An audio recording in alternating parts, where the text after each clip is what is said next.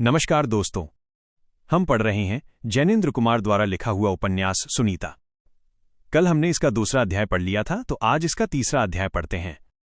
Sunita बेकाम study room को साफ करने में लगी है। सोचती जाती है कि देखो, मैं अपने बारे में ही सोचा करती हूं, ये नहीं कि रोज झाड़ बुहार कर सब कमरे ठीक रखा करूं।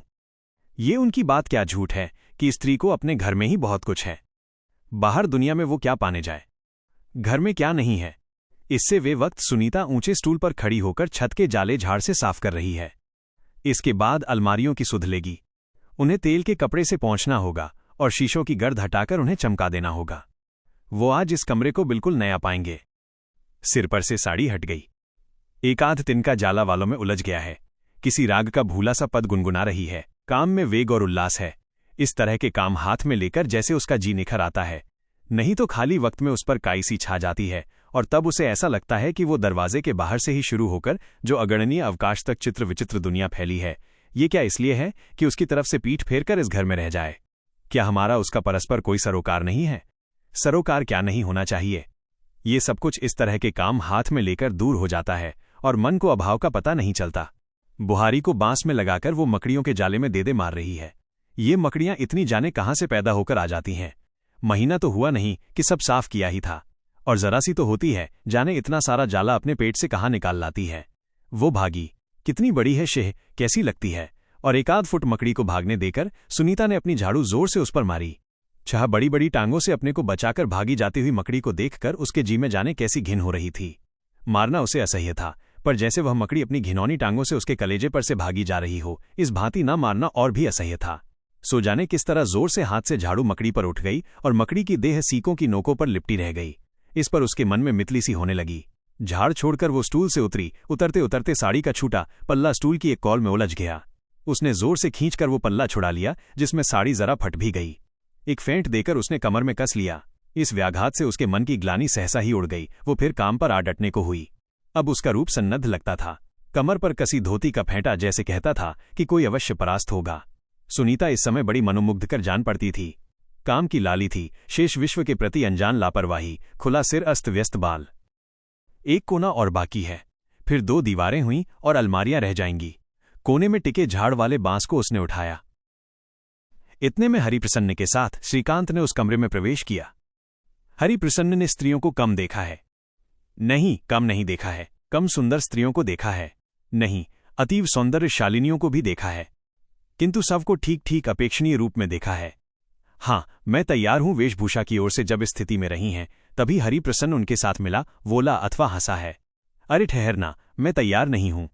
स्त्री की ऐसी हालत में तो उसके सामने वो कभी नहीं पड़ पाया है। हरिप्रसन्न आते आते दहलीज के बाहर अनायास ठिठक कर रह गया। उसने सुनीता भाभी को अभी नहीं देखा। एक स्त्री आकृति को देखा है और वो समझ सका है स्त्री अपने को अनभीष्ट अवस्था में पा रही है। श्रीकांत ने बिना पीछे की ओर देख कहा, हरि, चले आओ। श्रीकांत के साथ किसी और को भी आते पाकर सुनीता जल्दी में इतना ही कर सकी थी कि झाड़ बंधे बांस को कोने में टिका दे, और फिर खोई सी रह गई थी। जब उसने सुना हरि, चले आओ, तब वो और भी खो गई। हरिप्रसन्न एक बार सुनीता को देखकर नीची निगाह से कमरे में चलता चला आया, और जब कुर्सी उसकी टांगों में लगी तब उस पर बैठ गया। सुनीता ने इतने में धोती की फेंट खोल ली थी और सिर पर पल्ला ले लिया था। रास्ता साफ होने की बाट देख रही थी। जिस दरवाजे से ये लोग आए हैं उसी में से तो उसे जाना होगा। दोनों के कमरे में आ चुकते ही सुनीता उससे बाहर हो जाने को बढ़ी। श्रीकांत अभी खड़ा ही था। उसने उस बांस की ओर बढ़ते हुए कहा, क्यों, अब साफ हो गया? अभी तो वो कोना बचा है। ये कहते हुए जैसे वो हंसी रोक रहा हो।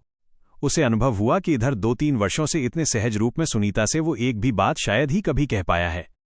सुनीता श्रीकांत के इस खुले प्रसन्न स्वर पर खुश हुई, लेकिन वो सुनेगी नहीं, चली ही जाएगी।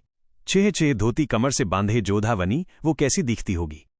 नहीं, वो सुनेगी नहीं, चली जाएगी। श्रीकांत ने फिर कहा, ठहरो, जाती कहाँ हो? पूरा अभी साफ कहाँ हुआ है, और ये हरिप्रसन्न है। सुनीता असमंजस में पड़ी, तुरंत चली भी न जा सकी। इतने में श्रीकांत वो झाड़ का बांस ले आकर देते हुए बोला, लो, उस कोने को भी खत्म कर डालो। भला देखो इन्हें। सुनीता बिना कहे या कहकर साड़ी के पल्ले को माथे के आगे जरा सरकाकर कमरे के बाहर हो गई। श्रीकांत भी हरिप्रसन्न के पास कुर्सी पर आ बैठा। हरिप्रसन्न कमरे को देख रहा था। एक साथ कमरे भर को मानो वो पाना चाहता था। कमरे की कोई चीज उसकी निगाह में ना थी, यद्यपि उसकी आंखें किसी विशेष दिशा में गड़ी मालूम होती थीं।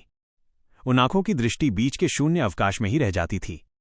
उसको पार कर किसी रूप स्पर्श गंधमय वस्तु तक नहीं पहुंच पाती थीं। मानो वो वहां उस कमरे के भीतर के रिक्त में उस कमरे की आत्मा को चीन्ह रहा था। उसने मकान देखे हैं, बड़ी बड़ी इमारतों में जाकर रहकर वो अछूता रहा है, विलग स्वस्थ। कमरे में छत है, फर्श है, दरवाजे खिड़कियां और सामान है। कमरा और क्या होता है? मकान और क्या होता है? मकान के साथ सदा संबंध उसका डेरे का रहता है। 2 रोज बसेरा और कूच, ये सब पदार्थ है जो आदमी ने बना लिए हैं। सबकी आयु है और सब बिखरे रहेंगे। लेकिन यहां बैठा बैठा तो वो जैसे इस कमरे के रिक्त में भरे किसी जीवित भाव के साथ मिला जा रहा है, घुला जा रहा है। कुछ घर भी होता है जो मकान नहीं है, न डेरे की भांति जिसमें रहा जाता है। परिवार की आशा, आकांक्षा, सुख दुख, विश्वास विग्रह जिसके संरक्षण में, जिसके अंक में शिशुवत खेलते और पलते हैं, जो मौन अप्रत्याशी उनका साक्षी है, अधिष्ठाता है। हरिप्रसन्न मानो वही है, वो घर में है और उसकी आत्मा को जैसे हर श्वास और प्रश्वास के साथ अपने भीतर के स्पर्श में लेकर उसमें जाने कैसा क्या हो रहा है। श्रीकांत ने पूछा, हरिप्रसन्न, क्या खाओगे? हम दिन में खा लेते हैं। तुम्हारे खाने का क्या समय है? हरिप्रसन्न ने श्रीकांत की ओर मुड़कर कहा, मेरा कोई समय नहीं है और कोई आग्रह नहीं है। श्रीकांत, नहीं नहीं, अपने पसंद की चीज बतलाओ। और देखो, मुझे ये बड़ा अखर रहा है कि तुम सोने के लिए कहीं और जाओगे। बताओ बताओ, क्या बनवाया जाए? हरिप्रसन्न, जो बनता हो बनवाओ, मुझे सब अच्छा लगता है। श्रीकांत, नहीं नहीं जी, ये भी कोई बात हुई कि सब अच्छा लगता है। मुझसे पूछो, लौकी का शाक मुझको बिल्कुल अच्छा नहीं लगता। कोई शाक में शाक है। और देखो, किवाड़ पर दूसरी ओर से आती हुई थपथपाहट को सुनकर वो टेलीफोन भी आ पहुंचा। मैं कहता था ना, जल्दी बताओ। अब वो यही पूछेंगी, क्या बनाया जाए? मैं तो इतना जानता हूं, जो चाहे बनाया जाए, घिया ना बनाया जाए। थपथपाहट, बोलो बोलो, टेलीफोन का जोर सुनते हो। जल्दी करो। हरिप्रसन्न, उसमें बताना क्या है? श्रीकांत, रोज क्या खाया करते हो? जल्दी करो जी। हरिप्रसन्न, रोज की बात नहीं, जो होगा मैं खा लूंगा।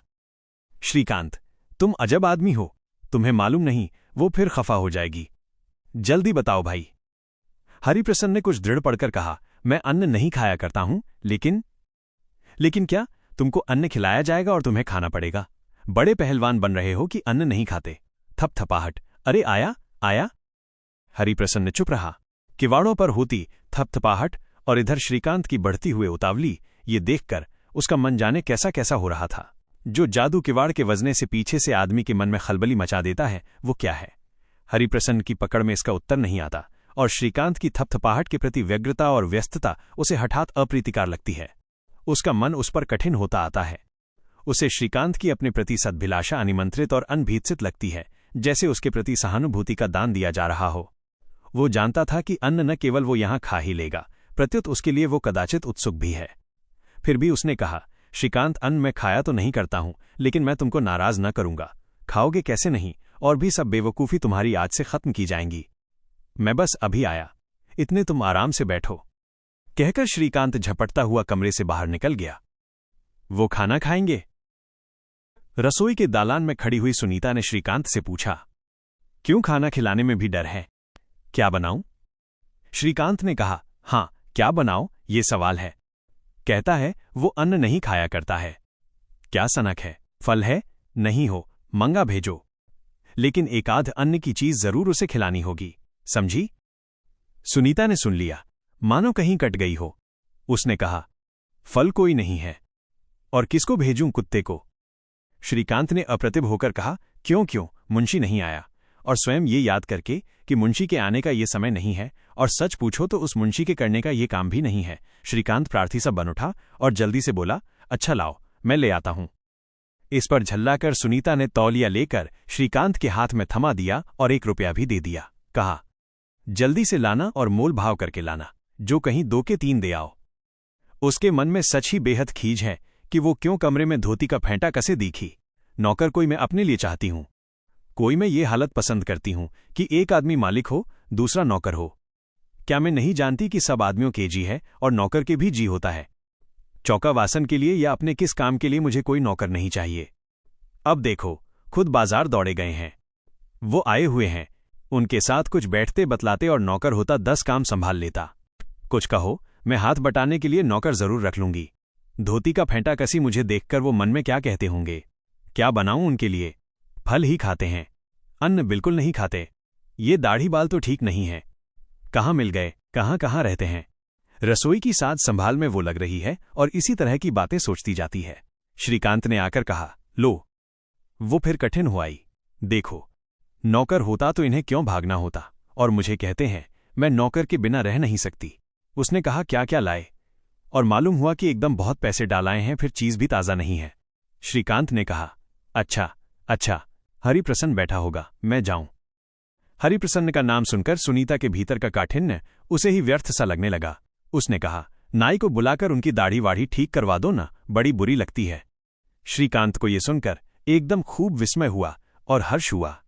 वो इसके अतिरिक्त और क्या चाहता है कि ये उसकी पत्नी उसके मित्र की ओर से बिल्कुल उपेक्षाशील न बनी रहे, उसकी कुछ चिंता करे। श्रीकांत ने कहा, ठीक ठीक, दाढ़ी से कैसा वधशक्ल लगता है, ये नाई की बात ठीक है। अभी लो। तुम्हें मालूम है ये कहाँ मिला? वहीं कॉन्फ्रेंस के बाहर मिल गया। सामान जनाब का एक मंदिर में पड़ा है और आपके पास 5 आने के पैसे बचे हैं। सुनीता ने पूछा, तुमने नहीं कहा कि वो तकलीफ में क्यों रहते हैं, यहां ही रह सकते हैं? अरे हाँ हाँ कहा, पर कहता है मैं किसी के घर नहीं रह सकता, सनक उसकी तोड़नी होगी। दुनिया से निराला बनने का मतलब क्या है, और जब नहीं है, दुख जरूरी है, तब उसी में पड़े रहने में अर्थ क्या है? पूरी बना लूं? कचौरी के लिए तो पिट्ठी में देर लगेगी। सुनीता ने कहा, मानो हरिप्रसन्न आदि किसी बाहरी विषय से उसे विशेष मतलब नहीं है, उससे काम की बात करो। पूरी बना लूं? हाँ हाँ बनाओ। वो बैठा दीवार ताक रहा होगा। मैं जाता हूं। तुम्हें पूरी साग ही बना लेती हूं। एक साग काफी है, जब अन्न तो खाते नहीं। नाई की याद रखना। श्रीकांत प्रसन्न मन हंसता हुआ चल दिया। जरूर जरूर। हरिप्रसन्न स्टडी रूम में अकेला रहकर कुछ अंधेरा पड़ गया। इस समय अपने अकेलेपन में उसे स्वाद नहीं आ रहा था। उसमें उठ रहा था कि श्रीकांत उसे छोड़कर जाने किस बात को लेकर वहां इतनी देर लगा रहा है, किंतु इस भाव को मानो धक्का देकर अपने से परे हटाकर वो कमरे को देखने परखने लगा। उसने देखा अलमारियां ठीक ठीक लगी हैं और उनमें किताबें करीने से चुनी हैं। छोटी अलमारी के ऊपर के खाने में लगी हुई एक साइज की किताबों की कतार ने, जिन पर सुनहरे हरफों में उनके नाम चमक रहे थे, मानो उसकी दृष्टि को पकड़ लिया। वो उठा, पास पहुंचा और मन में सोचने लगा, इन प्यारी प्यारी जिल्दों को यूं एक पर एक सिर टेके कवायद सी में प्रस्तुत रखने में किसकी चिंता व्यय हुई है, किसका हाथ उन्हें यूं रखता है। उसने शेली की कविताओं का संग्रह खींच लिया और अपनी जगह आकर उसे देखने लगा। देखा, ये पन्ना देखा, वो पन्ना पलटा और थोड़ी देर में पास रखी मेज पर उसे रख दिया। उसका मन ठीक नहीं है और वो मन इस पर विस्मित और कठिन हो रहा है कि श्रीकांत आखिर क्यों इतनी देर में भी वापस नहीं आ सका है। किंतु श्रीकांत नहीं आया और उसने फिर शेली को उठाया। इस बार पहले ही खाली पृष्ठ के शीर्ष पर देखा, लिखा है सुनीता। अक्षर अंग्रेजी के हैं और वे अक्षर नहीं, बहुत सुंदर नहीं हैं। गलत, वे बिल्कुल सुंदर नहीं हैं, जैसे किसी को अवकाश ना हो और भागते जाते में कुछ लिख दिया हो। उन अक्षरों के आगे एक बिंदी है और नीचे जल्दी में खिंची एक लकीर। बात यह है कि अक्षरों को कागज पर बाई और न्यून कोण बनाना चाहिए और वे छाती ताने आगे बढ़ना चाहते हैं। इन अक्षरों का सिर पीछे फिका है, पैर आगे निकले हैं। अतः उसने अपना फाउंटेन पेन निकालकर उसके नीचे बना बनाकर आदर्श अक्षरों में लिखा, सुनीता। ये तो पृष्ठ के शीर्ष पर दाएं सिरे पर लिखा। जाने क्या सोचकर उन्हीं अक्षरों को पृष्ठ के बीचों बीच भी लिखा, सुनीता। लिखते लिखते मानो उसने कहा भी, देखो ये नाम ऐसे लिखा जाता है। थोड़ी देर बाद उन अक्षरों को देखते देखते आगे और जोड़ा, देवी। किंतु इस नाम को बढ़ाकर लिखने में स्थान के अनुपात का सौंदर्य बिगड़ गया और इसलिए नाम के पहले भी उसे जोड़ना पड़ा, श्रीमती। श्रीमती सुनीता देवी पूरा हो जाने पर वो पृष्ठ पर अंकित इस श्रीमती सुनीता देवी को देखता रहा। उसे लगा, नाम ठीक है। उसकी स्याही धीरे धीरे सूखती जा रही है। सूख जाने पर उसने शेली की पोथी को बंद कर अलमारी में जहां से ली थी वहां ही रख दी। और भी किताबें उस अलमारी में से निकाली। वे उनके लेखक के नाम से निकाली, खूबसूरती के कारण निकाली। सब पर यही लिखा था, सुनीता। नहीं, हर किसी पुस्तक पर उस नाम को ठीक करने का उसका कोई जिम्मा नहीं है। किंतु इस बार जो एक बहुत सुंदर छोटी सी कविता पुस्तक उसने खींची, उसमें बहुत ही सुघराई से बनाए हुए हरफों में लिखा मिला, श्रीमती सुनीता देवी, मैट्रिक क्लास। उसके पहले पृष्ठ पर चिपकी चिट पर जो उसका ध्यान गया तो पता चला म्यूजिक में प्रथम आने पर यह उपहार है। म्यूजिक। उसका मन गड़बड़ हो आया। जल्दी से वो उसने अलमारी में बंद कर दी और वो कमरे में ही घूमने लगा। उसने देखा वायलिन ऊपर टंगा है, सितार एक और सहारा लिए लिहाफ में बंद लेटा है और हारमोनियम भी वहीं है। एक कोने में तबले का भी उसे संदेह हुआ। वो मानो स्वयं अपने को बुरा लगने लगा। उसने फिर सोचा कि श्रीकांत को आखिर लौट आने में क्यों देर हो रही है, क्यों वो ऐसा गृहस्थ है, और वो तेज से और तेज टहलने लगा। थोड़ी देर बाद अलमारी के पास पहुंचकर वहां से बर्नार्ड शॉ का एक नया ड्रामा खींच लिया और कुर्सी पर आकर बीच में से खोलकर उसे पढ़ने की चेष्टा करने लगा। उसे शॉ बिल्कुल पसंद नहीं है, बस वक्त उससे अच्छा कट जाता है। इस पंक्ति में वो जो देता है अगली में उसे काट भी देता है। अगर मन में हिसाब लगाने बैठिए कि क्या पाया तो पता चलता है कि 0 से अधिक कुछ भी नहीं पाया। पर इसमें भी कम मजा नहीं है कि कुछ पाया और अगला क्षण आते आते पाया कि वो छिन भी गया है। पाते चलते और साथ साथ खोते से चलने में भी कुछ स्वाद है, क्योंकि पाने का स्वाद और पाने की आशा दोनों साथ साथ चलते रहते हैं। हरिप्रसन्न 2-3-4 सफ़े एक सांस में पढ़ गया। फिर किताब बंद कर सोचा श्रीकांत आखिर वहां क्या बना रहा है, और फिर उसने शॉ को खोला। इस बार पहला सफ़ा खुला और दिखा, लिखा है सुनीता श्रीकांत। उसके नीचे लिखा है 5-6-32। सुनीता श्रीकांत। सुनीता को भी वो खैर जानता है, श्रीकांत को भी जानता है, पर जिसके बीच न विराम है न योग है, वो सुनीता श्रीकांत एकदम क्या है। ये मानो उसे बड़ा विचित्र लग रहा है कि सुनीता देवी और श्रीमती सुनीता देवी वही है जो 5-6-32 में सुनीता श्रीकांत है। उसमें हुआ कि वो उस नाम को ठीक करके लिख दे, श्रीमती सुनीता देवी या नहीं तो सुनीता श्रीकांत के पहले मिसेज लिखकर उस पद को एक औपचारिकता दे दे। बिना मिसेज पूर्वक उन्हीं श्रीमती सुनीता देवी के अक्षरों वाले हाथों से निरा सुनीता श्रीकांत लिखा देखकर हरिप्रसन्न का जी कुछ कुंठित होता है, जैसे वो एकदम वंचित रखा जा रहा हो। उसने फिर फाउंटेन पेन निकालकर कुछ संशोधन करना चाहा, पर उसका हाथ रुक गया, मानो ये उसके लिए निषिद्ध क्षेत्र है। उसने शॉ को आंधा मेज पर रख दिया और टहलने लगा। मन में उसके उठा कि विवाह और पत्नीत्व ऐसी क्या वस्तु है कि स्त्री अपना नाम भी खो दे और अमुक एक पुरुष के नाम को अपने ऊपर छत्र की भांति लेकर उसके नीचे उसकी संपत्ति हो रहे। इतने में श्रीकांत ने आकर कहा, हरि, माफ करना, देर हो गई। हरिप्रसन्न ने आंख उठाकर कहा, तुम्हें आखिर मिल गई छुट्टी। श्रीकांत ने कहा, छुट्टी तो क्या मिल गई, 2 मिनट में फिर बुलावा आ पहुंच सकता है। घर के बस यही झमेले हैं, यहां छुट्टी कहाँ है। हरिप्रसन्न ने कहा, कुछ काम बचा हो तो निपटा आओ, मुझे आग्रह नहीं है। श्रीकांत, नहीं नहीं भाई, बात यह है कि घर में कोई नौकर नहीं है, सो मुझे भगाया गया फल ले आओ, उसी में देर हो गई। हरिप्रसन्न टहलते टहलते रुक गया। उसने अप्रसन्नता से कहा, नौकर नहीं है? हाँ, यही तो कि कहा है। श्रीकांत ने हंसकर कहा, और मैं तो एक दिन फल लाकर छूट गया। लेकिन नौकर क्यों नहीं है? चौका बासन उन्हीं को करना होता है। श्रीकांत बहुत प्रसन्न हुआ, और नहीं तो किसको करना होगा? चौका भी, वासन भी, झाड़ भी, बुहारी भी, सफाई धुलाई भी। मुझे तो क्या, कचहरी जाना, अच्छा खा लेना, अच्छा पी लेना, पर औरतों की मत टेढ़ी होती है। मेरे मुंह से एक बार निकला कि मुझे शक है कि किसी आदमी को हक है कि वो दूसरे आदमी को नौकर बनावे। इसी पर उन्होंने न रखने की हठ ठान ली है। मैं कह चुका हूं कि ऐसी कोई बात नहीं है, नौकर रख लो, पर हठ पकड़े पर किसकी चले। हरिप्रसन्न ने गंभीर होकर कहा, श्रीकांत, ये नहीं है, आदर्श में भी जानता हूं, पर इससे किसी को अधिकार नहीं मिल जाता कि वो दूसरे को पीसे। नौकर तुम्हें जरूर रख लेना चाहिए, पत्नी दासी नहीं है। श्रीकांत ने हरि का हाथ पकड़कर कहा, हाँ हाँ हाँ, अब आए तो तुम ही उनसे कहना, मैं तो भाई उनसे बाज आया। तुम्हारा लिहाज वो रखें तो मेरी भी बात रह जाए। मुझे क्या ये अच्छा लगता है कि तुम यहां इतने बरस बाद आकर अकेले बैठी और मैं दौड़ा जाकर फल वालों से मोल भाव करता फिरूं। अच्छा, अब ये गले में से दुपट्टा उतारी, गर्म ना रहो और ठीक से बैठो। हरिप्रसन्न कुर्सी पर आकर बैठ गया। उसने कहा, देर हो रही है, मुझे जल्दी जाना है। तो फिर जाओ ना, जाकर अंदर कहो कि तुम बहुत भूखे हो, दया करें जल्दी खाना तैयार कर दें। हरिप्रसन्न श्रीकांत की इस बात का स्वाद नहीं ले सका, वो चुप रहा। श्रीकांत ने कहा, और एक बात मैं पूछता हूं हरि, कि इन बड़े बड़े बालों और दाढ़ी में तुम्हें कोई विशेष सौंदर्य दिखाई देता है? हरिप्रसन्न खींच आया। उसने कहा, मुझे समझ नहीं पड़ता, सभ्यता का और सौंदर्य का दाढ़ी से क्या संबंध है? दिखने ही से क्या सौंदर्य है? तुम्हारी सहिष्णुता इतनी कम क्यों है कि चाहो जैसे तुम रहते हो वैसे ही और रहें? मैं कहता हूं तुम लोग गलत हो, इसलिए तुम्हारे रहन सहन का फैशन भी गलत है। उसमें बनावट अधिक है, प्रकृति की स्वीकृति कम है। श्रीकांत हंसता रहा। उसने कहा, नाई आ रहा है। थोड़ी देर में दरवाजा खड़का और बुलाहट आई, रोटी हो गई हैं। श्रीकांत ने कहा, आए आए। हरिप्रसन्न चुप हो गया था। उसने कहा, खाना यहीं ही न मंगा लें? श्रीकांत ने कहा, यहां किस तरह मंगा सकते हैं जबकि बन चौके में रहा है। हरिप्रसन्न चुप हो गया। कुछ संभल कर कहा, उन्हें कुछ आपत्ति हो? श्रीकांत जोर से हंस पड़ा। आपत्ति की तो पक्की बात है, अपना चेहरा तो आईने में देखो। हरिप्रसन्न ने झल्लाकर कहा, मजाक छोड़ो, मुझे कामदेव बनने का दावा नहीं है, लेकिन तुम्हें ख्याल है कि 15 रुपए मुझे अभी चाहेंगे।